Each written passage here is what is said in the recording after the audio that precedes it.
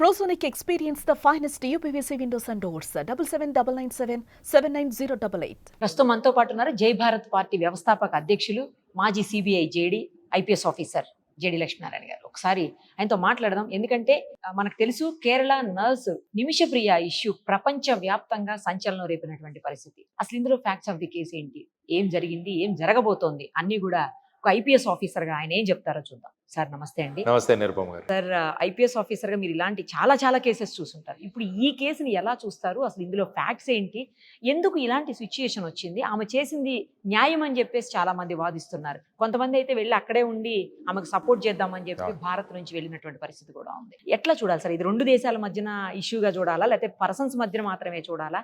అసలు ఆమె కేసుకు సంబంధించిన అన్ని వివరాలు కూడా ప్లీజ్ సార్ చెప్పండి. భారతదేశం నుంచి చాలా మంది ఉపాధి కోసం ఇతర దేశాలకు వెళ్తుంటారు. అమెరికా కావచ్చు, లేకుంటే ఇతర యూరోప్ దేశాలు కావచ్చు. దానితో చూస్తే మనకు మిడిల్ ఈస్ట్ లో చాలా మంది ఎక్కువ ఉన్నారు. గల్ఫ్ లో సౌదీ గానీ, కువైట్ గానీ ఇటువంటి దేశాల్లో చాలా మంది వెళుతుంటారు ఉపాధి కోసం. అక్కడ నిమిషప్రియ అనే అమ్మాయి కూడా నర్సింగ్ చేసింది, నర్సింగ్ కోర్స్ చేసింది, నర్స్ ఆవిడ. 2008వ సంవత్సరంలో ఉపాధి కోసం యమన్ దేశానికి వెళ్తుంది. యమన్ లోకి వెళ్ళి ఆవిడ నర్సింగ్ ఇదంతా మొదలు పెడుతుంది. కొన్ని సంవత్సరాల తర్వాత ఆవిడకి ఏమనిపిస్తుందంటే మనమే ఒక క్లినిక్ పెడితే బాగుంటుంది కదా అన్న ఆలోచన వస్తున్నాం. కానీ యమన్ దేశంలో ఎలాంటి నియమాలు ఉన్నాయంటే బయట నుంచి వచ్చిన వాళ్ళు ఏదైనా బిజినెస్ ఎస్టాబ్లిష్మెంట్ వాళ్ళు చేసుకోలేరు. ఓకే. కాబట్టి అక్కడ లోకల్ వాళ్ళు ఎవరైనా కావాలి అని చెప్పేసి అక్కడ ఆవిడ లోకల్ చెందిన ఐ థింక్ తాహిద్ అనుకుంటా అతన్ని కలిసి ఆ డాక్యుమెంట్స్ అన్ని తయారు చేసి 2015వ సంవత్సరంలో క్లినిక్ స్టార్ట్ చేస్తున్నాం. ఆ తర్వాత ఇది మొదలవుతుంది. కానీ ఈ వ్యక్తి యమన్ వ్యక్తి ఎవరైతే ఉన్నాడో అతను ఈవిడని ఎక్స్ప్లాయిట్ చేయడం మొదలు పెడతాడు. ఈ అమ్మాయి పాస్పోర్ట్ తీసేసుకోవడం, తర్వాత ఈమెన్ని ఫిజికల్ గా, తర్వాత సెక్షువల్ గా అబ్యూస్ చేయడం, ఇవన్నీ చేసి ఆవిడ ఇక తట్టుకోలేకపోయి ఈ వ్యక్తి ఇలాగే కొనసాగితే నా జీవితం టోటల్ గా కొలాప్స్ అయిపోతుందని చెప్పేసి పాస్పోర్ట్ ఇవ్వట్లేదు. తర్వాత ఆవిడని కంటిన్యూస్ గా బాధలు పెడుతున్నాడు. కాబట్టి ఇక ఫైనల్ గా ఇతన్ని చంపేయాలన్న స్థాయికి ఆ అమ్మాయి వచ్చి ఎలా చంపాలి అని ఇంకొక నర్సింగ్ చేసిన వాడిని అడిగితే స్లోగా పాయిజన్ ఇస్తే సరిపోతుంది అని. కాబట్టి స్లోగా పాయిజన్ ఇస్తూ తర్వాత డోస్ ఎక్కువైపోయి 2017వ సంవత్సరంలో ఈ వ్యక్తి చనిపోతాడు. చనిపోయిన తర్వాత ఈ వ్యక్తిని చిన్న ముక్కలుగా చేసి ఒక వాటర్ ట్యాంకులో డంప్ చేసేస్తాడు. ఆ తర్వాత ఈ కేసు ఇన్వెస్టిగేషన్ అవుతుంది. తర్వాత ఈ అమ్మాయిని అరెస్ట్ చేయడం, తర్వాత 2020వ సంవత్సరంలో ఈ అమ్మాయికి మరణశిక్ష విధించడం జరిగింది. డెత్ పెనాల్టీ అండ్ 3 కౌంట్స్, అంటే 3 సార్లు మరణశిక్ష అంట. అంటే ఒక్కొక్క కౌంట్ అంటే పాయిజనింగ్ చేయడం, కట్ చేయడం, తర్వాత ఎవిడెన్స్ నష్టం, ఈ 3 కౌంట్ల మీద 3 సార్లు మరణశిక్ష అని చెప్పి అక్కడ 3 కౌంట్స్ అంటారు మామూలు. ఆ తర్వాత ఈవిడ అక్కడ పై కోర్టులో అప్పీల్ చేస్తే ఒక మరణశిక్ష తగ్గించారు, అంటే 2 మరణశిక్షలు. ఆ తర్వాత యమన్ దేశంలో ఎవరైతే ప్రెసిడెంట్ ఉన్నారో వాళ్ళు 2023వ సంవత్సరం అనుకుంటాను దీనికి అప్పీల్ చేశారు. తర్వాత మీరు చూస్తే యమన్ దేశంలో హౌతీస్ ఎక్కువగా ఉంటారు. వాళ్ళొక ఈ టెర్రరిస్ట్ ఫోర్స్ లాగా వాళ్ళ కంట్రోల్లో ఉంది. అందుకనే ఇజ్రాయెల్ ఎప్పుడు కూడా యమన్ దేశం మీద దండయాత్రలు ఈ హౌతీస్ కు అగేన్స్ట్ గా చేస్తుంది. కాబట్టి వాళ్లకున్న ఒక ఫోరం అధ్యక్షుడు ఎవరైతే ఉన్నాడో అతను కూడా పర్మిషన్ ఇచ్చాడు. కాబట్టి ఆ అమ్మాయికి కన్ఫర్మ్ అయింది మరణశిక్ష. అది 16వ తారీఖున అమలు చేయాలన్నది సో ఈ విధమైన పరిస్థితులలో ఈ అమ్మాయిని ఎలాగైనా కూడా దాని నుంచి బయటికి తీసుకురావాలని చెప్పేసి అనేక సంఘటనలు, అనేక ఆర్గనైజేషన్స్ ప్రయత్నిస్తూ వచ్చాయి. దాని తర్వాత మన భారతదేశంలో కూడా సుప్రీంకోర్టుకు వెళ్ళడం జరిగింది. అవును సార్. వెళ్ళి దీన్ని ఎలాగైనా ఆపండి అంటే సుప్రీంకోర్టు ఇది మేము న్యాయం, ఎందుకంటే అది వేరే దేశంలో జరిగినది, మేమేం చేయలేము, అయినా కూడా భారతదేశం ఏదైతే చర్యలు తీసుకుంటుందో దానికి చర్యలు బాగానే జరుగుతున్నాయి, కాబట్టి మీరు చర్యలు తీసుకోండి అని డైరెక్షన్స్ ఇవ్వడం జరిగింది. అక్కడ ఎలా ఉంటుందంటే షరియత్ లా అని ఉంటుంది. అక్కడ ఏంటంటే అక్కడ విధానం, అక్కడ ఉన్న న్యాయ వ్యవస్థ అది దేని మీద ఆధారపడి ఉంటుందంటే ఖురాను, హదీత్ అని 2 విషయాలు. ఖురాన్ అంటే మనం చదువుకునే ఖురాను, ఆ తర్వాత హదీత్ అని ప్రాఫెట్ మహమ్మద్ ఏదైతే ఆయన చెప్పారో, ఆయన యాక్టివిటీస్ ఏవైనారో వాటన్నిటినీ హదీత్ అంట. సో ఖురాను, హదీత్ కలిపి ఆ దేశాలలో సుమారుగా 50 దేశాల్లో పీనల్ లా ఏర్పాటు చేయడం జరిగింది. అంటే అక్కడ చట్టం, ఆ చట్టంలో ఏముందంటే 2 విధానాలు వాళ్ళు చేశారు. ఖిసాస్ అని ఒకటి, దియా అని ఒకటి. ఇది మీరు ఖురాన్ ఒకసారి చదివితే చాప్టర్ 2లో 175వ వర్స్ ఉంటుంది. అందులో ఏం చెప్తారంటే ఖురాన్లో వాళ్ళు ఏం చెప్తారంటే ఈ విధంగా జరిగినప్పుడు ఖిసాస్ అంటే ఐ ఫర్ ఐ, చావుకు చావు అలాంటిది. అందులోనే దియా అంటే ఏంటంటే సపోజ్ ఈ జరిగిన చర్యలకు మీరు కాంపెన్సేషన్ ఇవ్వగలిగితే ఆ ఫ్యామిలీకి డబ్బు రూపంలో కానీ చర్చల రూపంలో కానీ వారు గనక సమ్మతిస్తే ఈ మరణశిక్ష నుంచి దూరం చేయవచ్చు అన్నది అక్కడ ఉన్న షరియత్ లాలో ఉన్న ప్రొవిజన్. కాబట్టి ఇప్పుడు ఏంటంటే ఆ అమ్మాయి అతని కుటుంబాన్ని సంప్రదించి ఈ విధంగా బ్లడ్ మనీ అంటారు, ఈ మనీని ఆఫర్ చేసి ఆ కుటుంబం గనక ఒప్పుకుంటే ఈ అమ్మాయికి మరణశిక్ష మేము మాకొద్దు, ఐ ఫర్ ఐ అది ఉంది, కానీ మేము ఈ అమ్మాయి ఏ పరిస్థితుల్లో చేసిందో అది చూసి మేము సానుభూతి చూపించి అప్పుడు ఏమవుతుందంటే అక్కడ కోర్టులు దీన్ని కన్సిడర్లోకి తీసుకొని మరణశిక్షను తప్పించి ఈ అమ్మాయి తీసిన చర్యలకు అక్కడి చట్టం ప్రకారం ఎన్ని సంవత్సరాలు శిక్ష విధించాలి అన్నది వాడు నిర్ణయిస్తారు. అంటే వీళ్ళు గనక క్షమాభిక్ష పెడితే మరణశిక్ష పోతుంది, అదే సార్, కానీ మిగతా శిక్ష ఉంటుంది, అది కోర్టులు నిర్ణయిస్తారు. మీరు అలాగే చూసుకుంటే సౌదీ అరేబియాలో ఇలాంటి కేసు ఒకటి జరిగింది, ఐ థింక్ అమీరో ఏదో అనుకుంటాను అతని పేరు. అతను కూడా ఈ విధంగా మర్డర్ కేసు, అందులో కూడా మరణశిక్ష విధించడం జరిగింది.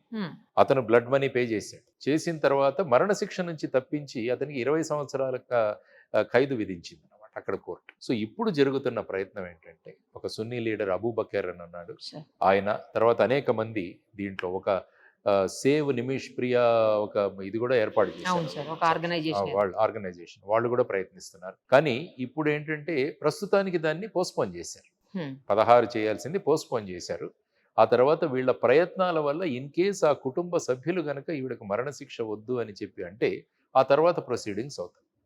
ప్రస్తుతం ఈ పరిస్థితుల్లో ఉంది ఆ కేసు. కానీ అతని బ్రదర్ ఒక అతను ఎట్టి పరిస్థితుల్లో మేము ఒప్పుకోము అని అంటున్నాడు సార్. పేపర్లో వచ్చిన న్యూస్ చూస్తే అతను మా సంపాదించే వ్యక్తి చనిపోయాడు, అత్యంత దారుణంగా చంపబడ్డాడు, కాబట్టి మాకు ఈ బ్లడ్ మనీ డబ్బులు ఏమొద్దు, మాకు మళ్ళా కిసాస్, eye for eye, life for life అది మాకు కావాలని ఇప్పటికి అంటున్నారు. కానీ అనేక దేశాలు, భారతదేశం కూడా డైరెక్ట్గా యమన్తో మనం చర్చలు జరపలేము, ఎందుకంటే మనం దాన్ని రికగ్నైజ్ చేయలేదు, ఎందుకంటే అది హౌతీస్ కంట్రోల్లో ఉంది కాబట్టి ఇప్పుడు భారతదేశం కూడా సౌదీ అరేబియా ఇటువంటి మనకు స్నేహపూరితంగా ఉన్న దేశాల ద్వారా వాళ్లను దీనికి ఒప్పించడానికి ప్రయత్నాలు జరుగుతాయి. అది ఇది తెలియక చాలా మంది మోడీ గారు అసలు ఏమి చర్యలు తీసుకోవట్లేదు, మోడీ గారు కామ్గా ఉన్నారు, ఎందుకు మాట్లాడట్లేదు, ఎందుకు చర్యలు తీసుకోవట్లేదు, ఎందుకు సంప్రదింపులు జరపట్లేదు అని గొడవ చేస్తున్నారు సార్. మన external affairs spokes person Randhir Jaiswal కూడా మాట్లాడారు, మేము ఫ్రెండ్లీ దేశాల నుంచి ఇవి చేస్తున్నాం, ఎందుకంటే డైరెక్ట్ గా మేము డిప్లొమాటిక్ జరపలేము, ఎందుకంటే అది రికగ్నైజ్డ్ కాదు, హౌతీస్ అన్నది మేము రికగ్నైజ్ చేయలేదు, కాబట్టి మేము డైరెక్ట్ గా వాళ్ళతో మాట్లాడాం, కాబట్టి ఈ దేశాల ద్వారా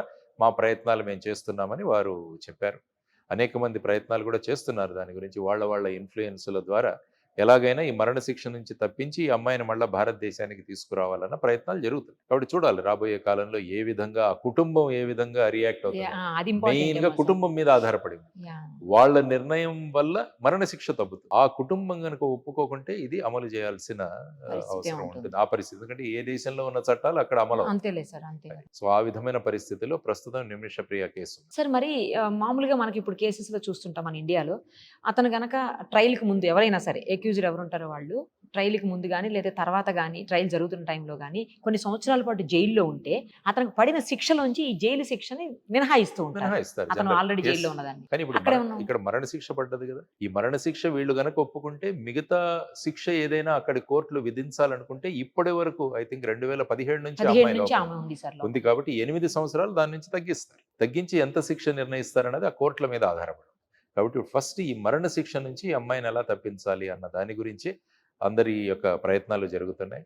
లెట్ us హోప్ ఆ శిక్ష నుంచి ఆ అమ్మాయి బయటపడుతుంది, ఎందుకంటే ఆ అమ్మాయి ఎటువంటి దుర్భరమైన పరిస్థితుల్లో ఈ విధంగా నిర్ణయం తీసుకోవాల్సి వచ్చిందన్నది కూడా మనం ఆలోచించాలి కదా సార్. ఎందుకంటే ఆ అమ్మాయి పాస్పోర్ట్ లేదు, ఆ అమ్మాయిని ఎక్స్‌ప్లాయిట్ చేస్తున్నారు, దేశం కాని దేశం. ఇటువంటి పరిస్థితుల్లో ఇంకేమవుతుంది, అతన్ని చంపడం తప్ప ఇంకొక వేరొక మార్గం లేదు అన్న స్థితికి ఆ అమ్మాయి వచ్చింది, అంతే కదా సార్. సో అది మనం ఆలోచించాల్సిన అంశం. కానీ ఏ దేశాల్లో ఉన్న చట్టాలు వాళ్ళ నియమాలను బట్టి అక్కడ ప్రాసిక్యూషన్ ఆ ట్రయల్ జరుగుతుంది. సార్ ఇంకొకటి కూడా అంటారు కదా, ఏంటంటే వాళ్ళ ప్రాణం మీదకి వచ్చినట్లయితే వాళ్ళ మాన ప్రాణాలు కాపాడుకోవడానికి ఎదుటి వాళ్ళని ఏమన్నా చేసినా కూడా ఏమీ కాదు అని మన దేశం. Grave and sudden provocation. ఓహో, సపోజ్ సడన్ గా నా ఇంటికి ఎవరైనా దొంగ గన్ పట్టుకొని వచ్చాడు, ఆ క్షణంలో చూసి నేను ఇంకా వాడిని చంపేస్తాను, వేరే ఆప్షన్ లేదు. కానీ ఇక్కడ ఏం జరిగిందంటే ఈ అమ్మాయి స్లోగా పాయిజనింగ్ ఇవ్వడం, అంటే ఇదంతా ప్లాన్డ్ గా స్లోగా జరిగింది అన్నది ఆ గ్రేవ్ అండ్ సడన్ ప్రొవకేషన్ అన్న దీంట్లో ఇది ఫిట్ అవ్వకపోవచ్చు. అక్కడ దాంట్లో గ్రేవ్ అండ్ సడన్ ప్రొవకేషన్ కి ఎగ్జంప్షన్ ఉందో లేదో తెలియదు, మన చట్టంలో అయితే ఉంది. గ్రేవ్ అండ్ సడన్ ప్రొవకేషన్ లో ఎగ్జంప్షన్ ఉంది మనకి, అంటే కంట్రీకి మారిపోతాయి కాబట్టి ఆ చట్టాలు ఏ దేశంలో ఇప్పుడు ఎవరైనా వేరే దేశస్తులు ఇక్కడ వచ్చి, ఫర్ ఎగ్జాంపుల్ మోనికా బేడి, అబూ సలేం ఇక్కడ పాస్పోర్ట్ ను ఫోర్స్ చేసి వాళ్ళు వెళ్ళి లిస్బన్ లో ఉన్నారు, కాబట్టి ఇక్కడి చట్టాలను వాళ్ళు ఉల్లంఘించారు, కాబట్టి ఇక్కడి చట్టాలు ఇక్కడి న్యాయ ప్రక్రియ ద్వారా వాళ్ళకి శిక్ష పడింది. ఓకే. ఏ దేశంలో ఆ క్రైమ్ జరుగుతుందో ఆ దేశంలో ఉన్న చట్టాలను బట్టి అక్కడ ట్రయల్ జరుగుతుంది. ఇంకొకటి కూడా సార్, జనరల్ గా ఒకదానికి ఒకటే మరణశిక్ష ఉంటుంది కానీ 3 రకాల మరణశిక్షలు ఎందుకు? అంటే ఏమిటి? ఏముంటుందంటే ఆన్ మెనీ కౌంట్స్ అంటారు. అంటే ఒక్కొక్క దానికి ఆ ఒక్కొక్క పీనల్ కోడ్ లో ఒక్కొక్క రకంగా ఉంటుంది. ఓకే. అంటే విషం ఇచ్చి చంపడం అదొక, తర్వాత బాడీని కట్ చేయడం అదొక ఈవెంట్, తర్వాత దాన్ని దాచిపెట్టడం, ఈ 3. కాబట్టి ఈ ఒక్కొక్క దానికి కూడా మరణశిక్ష విధించేంత నేరం చేయబడిందని అక్కడ కోర్టులు కన్క్లూషన్లోకి వచ్చాయి. కాబట్టి 3, ఆ తర్వాత ఒక హయ్యర్ కోర్టు ఒకటి తగ్గించేసి 2 అయితే ఉన్నాయి. 2 కౌంట్స్ మన దగ్గర అయితే అలాంటిది సేమ్ ఉంటుందా సార్? అట్లా ఉంటుంది. ఉండదు కదా మన కానీ దగ్గర? మన దాంట్లో ఏమవుతుందంటే 3 మరణశిక్షలు దీన్ని ఉంటాయి. ఉంటాయా? అంటే ఒకసారి అయిపోయిన తర్వాత ఇంకేముంది, రెండవది ఇంకా లేదు అందులో. అదే సార్. కానీ మిగతావి చూసుకుంటే మీరు శిక్షలు విధిస్తారు. ఫర్ ఎగ్జాంపుల్ చీటింగ్ చేసినందుకు ఒక శిక్ష, ఫోర్జరీ చేసినందుకు ఒక శిక్ష, లేకుంటే ఇంకోటి వాటిని వాడినందుకు ఒక శిక్ష. కానీ మన దాంట్లో మన దేశంలో ఏదంటే ఈ 3 శిక్షలు కలిపి నడుస్తాయి. అది అంటున్నాను సార్, కరెక్ట్. అది కాంకరెంట్లీ అంటాం మనం. కాంకరెంట్లీ అన్ని శిక్షలు కలిపి నడుస్తాయి. కానీ అదే కన్సిక్యూటివ్ గా చేస్తే ఈ 3 సంవత్సరాల పనిష్మెంట్ తర్వాత నెక్స్ట్ 3 సంవత్సరాలు, నెక్స్ట్ 3 సంవత్సరాలు. అదే మీరు చూసుకుంటే అమెరికాలో 30 సంవత్సరాల శిక్ష, 40 సంవత్సరాల శిక్ష ఈ విధంగా పడుతుంటాయి. అంటే అవన్నీ కూడా కాన్సిక్యూటివ్ గా జరుగుతాయి. ఒక శిక్ష అయిన తర్వాత ఇంకొక శిక్ష, ఆ విధంగా. సో ఇప్పుడు ఇక్కడ అక్కడ కోర్ట్స్ ఎలా స్పందిస్తాయో రేపొద్దున కోర్టులు Family స్పందించడానికి ఓన్లీ ఈ ఫ్యామిలీ Main గనక ఈ family. అమ్మాయిని మరో శిక్షణ చేసేసి ఆ తర్వాత కోర్టుల మీద ఆర్గ్యుమెంట్లు అవన్నీ అదే జరుగుతాయి. సార్. మొదట జరగాల్సింది ఈ Family. ఫ్యామిలీ నుంచి దీన్ని బయటికి తీసుకురావడం అన్నది ప్రధానం. ఎవరైతే డిసీజ్డ్ ఉన్నాడో వాడి వాళ్ళ ఫ్యామిలీ ఫ్యామిలీ, వాళ్ళ ఫ్యామిలీ. చూద్దాం సార్ ఏం చూద్దాం. జరుగుతుంది. Let us hope for the best. అదే సార్. అమ్మాయి బయటికి రావాలని కోరుకుందాం. అందరి యొక్క ఏవైతే తీసుకుంటున్నారో అందరూ కలిసి పనిచేస్తున్నారు, వీటన్నిటికి కూడా ఒక ఫైనాలిటీ రావాలని కోరుకుందాం. వాళ్ళు అంటే ఎంతవరకు వింటారో మనకు తెలియదు కదా సార్, ఫ్యామిలీ అనేవాళ్ళు. ఎందుకంటే రకరకాలు వాళ్ళకు కూడా చెప్పే విధానాలు ఇవన్నీ కూడా ఉంటాయి. స్లోగా ఎవరు వెళ్ళి చెబుతున్నారు ఇవన్నీ కూడా చూసుకొని ఫైనల్ గా దానికి ఎవరు ఒక వెళ్ళి నిర్ణయం చెబుతున్నారు తీసుకోవచ్చు. అనేది కూడా ఇంపార్టెంట్. ఒక్కోసారి ఆ పాప భీతి ఉన్నప్పుడు కూడా సరే జరిగిపోతే అయితే జరిగిపోతుంది, ఈయన ఈ విధంగా అమ్మాయిని బాధ పెట్టాడు కాబట్టి ఈ అమ్మాయిని ఎందుకు మనం పోగొట్టుకోవడం అన్న ఆ విధంగా వాళ్ళని కనుక మనం బ్రెయిన్ వాష్ చేయగలిగితే ఒక్కోసారి రావచ్చు ఆ విధంగా బయట. మీలాంటి వాళ్ళు వెళ్తే కనుక ఖచ్చితంగా అయిపోతుంది. మీలాంటి వాళ్ళు వెళ్తే ఖచ్చితంగా మంచి జరుగుతుంది అమ్మాయికి. ప్రయత్నిస్తున్నారమ్మా, చాలా మంది ప్రయత్నిస్తున్నారు. Brother K.A.. పాల్ గారు కూడా ఆయన కే.ఏ. పాల్ గారు కూడా వెళ్ళారని విన్నారు. మంచిది, అందరూ కలిసి పనిచేయడం చాలా ముఖ్యమైన విషయం. We should appreciate. వాళ్ళు ఎంతవరకు వింటారనేది చూద్దాం. ప్రయత్నం అయితే చేయాలి కదా, ప్రయత్నం చేస్తున్న వాళ్ళందరినీ కూడా మనం మెచ్చుకుందాం. అవును సార్. ముఖ్యంగా ఇస్లాం మత పెద్దలు అయితేనే వాళ్ళు వినే అవకాశం అదే ఉంటుంది సార్. ఈయన ఎందుకంటే వాళ్ళు అదే అబూబకర్ కంట్రీ ఎవరైతే ఉన్నారో సార్. ఆయన కూడా చేస్తున్నారని విన్నాం. చూద్దాం. ఎందుకంటే ఇది మతానికి సంబంధించిన Correct, sir. ఇష్యూ కాబట్టి దాన్ని కన్విన్స్ చేయడానికి కూడా అందులో ఉన్న కొన్ని విషయాలు చెప్పి కన్విన్స్ చేయగలిగితే అప్పుడు ఆ విధమైన కనెక్టివిటీ వస్తుంది. కాబట్టి చూద్దాం ఏమవుతుంది. మనకంటే కూడా చాలా సివియర్ గా ఎక్కువ ఉంటాయి కదా సార్ అక్కడ శిక్షలు, కొంచెం కఠినంగా ఉంటాయి మన మీద. కఠినంగా ఉంటాయి. కొన్ని పరీక్షలు అంటే అడల్టరీ కానీ ఇలాంటివి చేస్తే డైరెక్ట్ గా వాళ్ళు పబ్లిక్ లో స్టోనింగ్ టు డెత్ అవును కూడా సార్, ఉన్నాయి అది కదా కూడా పరీక్షలు. ఉన్నాయి అది కదా. కూడా ఈ కిసాస్ లో ఉన్నది. ఏ చేశారో వాళ్ళకి అదే చేయడం, ఓకే ఆ విధమైన శిక్షలు ఉన్నాయి. అందుకనే క్రైమ్ రేట్ తక్కువగా ఉంటుంది ఆ దేశాల్లో. నిజమే sir, crime rate stoning to తక్కువ. డెత్ డైరెక్ట్ గా చేతులు కోసేస్తారు, ఇది చేస్తారు, ప్రజలు పబ్లిక్ లో చేస్తారు రాళ్లు కదా సార్? వేసి చంపుతారు, చంపుతారు. పబ్లిక్ గా హ్యాంగ్ చేస్తారు. Public gang Yeah. చేస్తారు. రక్తానికి రక్తం సిద్ధాంతం, ప్రాణానికి ప్రాణం సమాధానం అన్నది అక్కడే సిద్ధాంతం. బొబ్బిలి పిల్లిలో ఒక పాట ఉంటుంది అవునా సార్? ఆ విధంగా.